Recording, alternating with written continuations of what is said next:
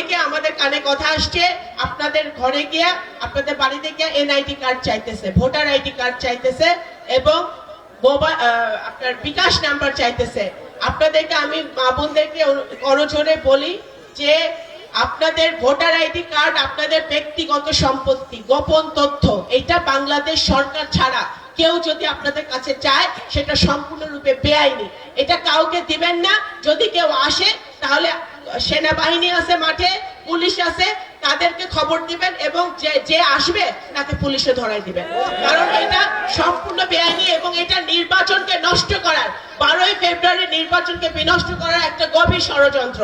আপনারা কোনোভাবে এটাতে এই ফাঁদে পা দেবেন না এবং ঠান্ডা মাথায় আমরা সবাই জনগণের পাশে থাকবো, ধানের শীষের ভোটটা চাবো। কারণ ধানের শীষের বিজয় হলে আমি মনে করি আমার আব্বা সারা জীবন মুক্তিযুদ্ধকালীন সময় থেকে তার মৃত্যু পর্যন্ত যেই স্বপ্ন উনি দেখে গেছে, যেই কাজ উনি করে গেছে, শুধু নগরকান্দা সালতানা, বৃহত্তর ফরিদপুরে, সেই কাজ আরো আমরা সামনে আগায় নিতে পারবো। এবং আরেকটা কথা বলি, আমরা যারা মুসলমান, আমরা যারা মুসলিম, আমরা যারা ইসলামকে ধারণ করি, পালন করি, আমরা সকালে ঘুম থেকে উঠে এবং ঘুমাইতে যাওয়া পর্যন্ত কিন্তু ইসলাম আমাদের মাথা থেকে পা পর্যন্ত আমরা জীবনের প্রত্যেকটা সেকেন্ডে আমরা ইসলাম পালন করি।